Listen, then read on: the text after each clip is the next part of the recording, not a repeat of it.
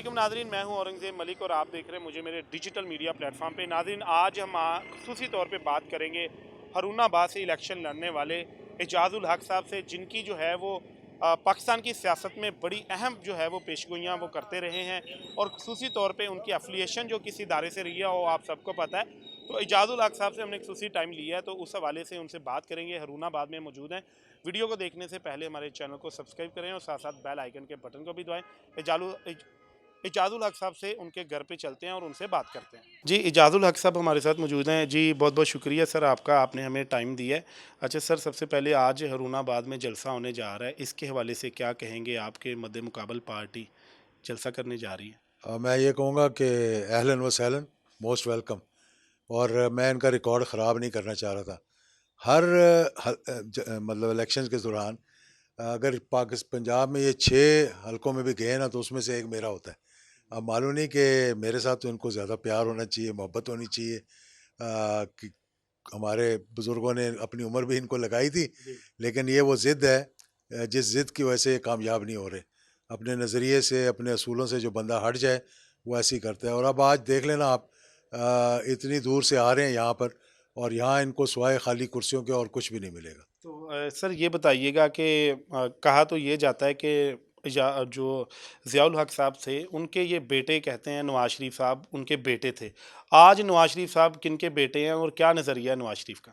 देखिए, मैं तो नज़रिए की बात ही नहीं करता, नज़रिया तो है ही नहीं अब।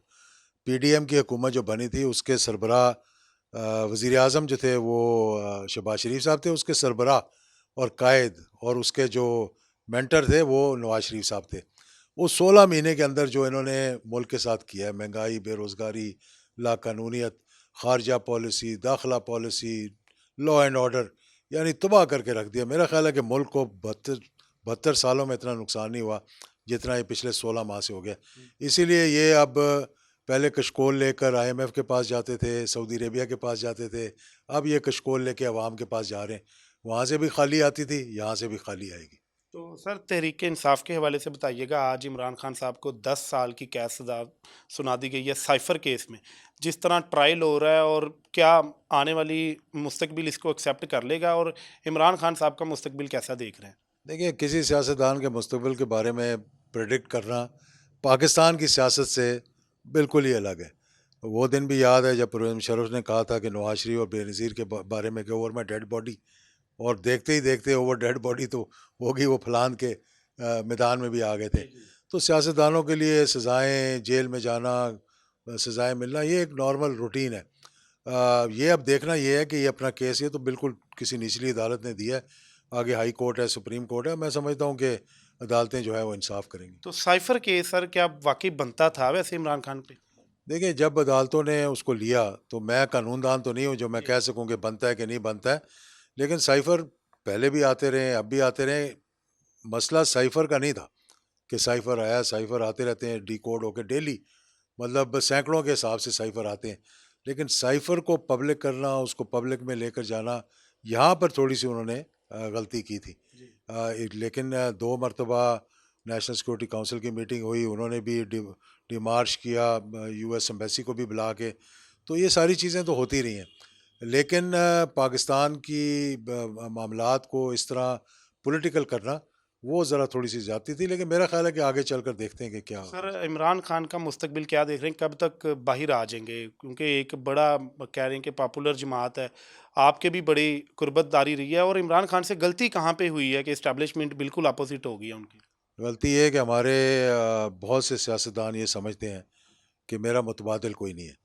ये माज़ी में मोहतरमा ने भी एक मरतबा समझा जब नवाज़ शरीफ को निकाला था, नवाज़ शरीफ जी। ने समझा जब मोहतरमा को निकाला था, और दोनों ने एक दूसरे को ये समझते हैं कि मेरा मुतबादिल नहीं है, वही उनका मुतबादिल बन गया।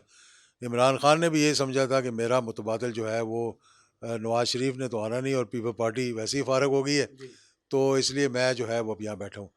इस स्टेज पर पहुंचकर फिर आपको एक बुर्दबारी का, एक स्टेट्समैन का जो है रोल प्ले करना पड़ता है। वहाँ पे अगर आप जाके दीवार से देखिए ना, इस कमरे से निकलने के लिए दीवार के ज़रिए सुराख भी कर सकते हो और जी। दरवाजे से भी जा सकते हो।